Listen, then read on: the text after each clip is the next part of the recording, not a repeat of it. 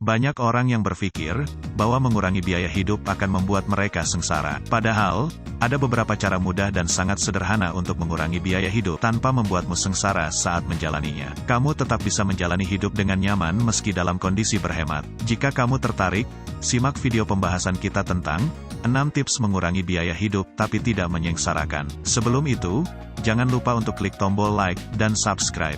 1. Mulailah menyingkirkan barang-barang yang tidak diperlukan.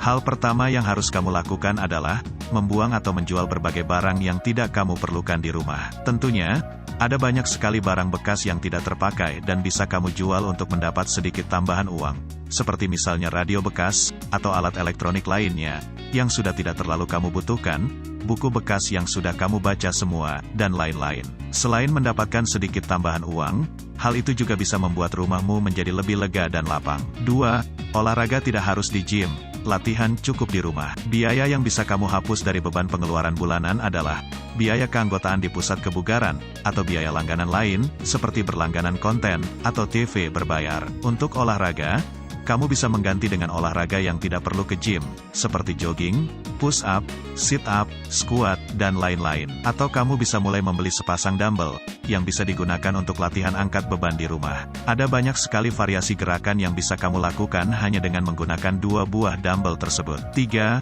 Jangan biarkan perangkat elektronik menyala saat tidak digunakan. Hal ini mungkin terlihat sepele, namun sering menjadi kesalahan yang banyak dilakukan kebanyakan orang di rumah mereka. Perangkat elektronik yang terpasang di aliran listrik dan tidak digunakan, akan tetap membuat biaya bulanan listrik semakin meningkat. Mulailah dengan mencabut perangkat elektronik dari aliran listrik saat tidak digunakan. Berbagai perangkat yang biasanya tidak diperhatikan dan tidak dicabut dari aliran listrik adalah TV, konsol game atau PlayStation, dan charger handphone. 4.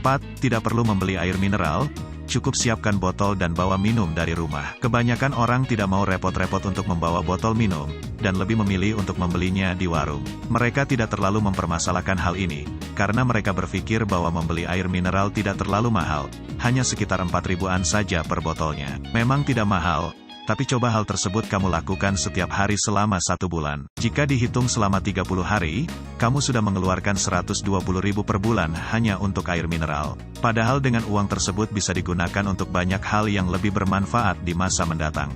5. Ketahui toko yang menjual dengan harga yang lebih murah. Mencari toko yang menawarkan harga lebih murah dibandingkan dengan toko lain, mungkin membutuhkan lebih banyak waktu. Tapi hal ini akan menguntungkan di masa depan, karena kamu bisa mendapatkan harga yang lebih murah. Dan itu artinya kamu bisa menghemat pengeluaran bulanan. 6. Periksa persediaan sebelum membeli barang lagi.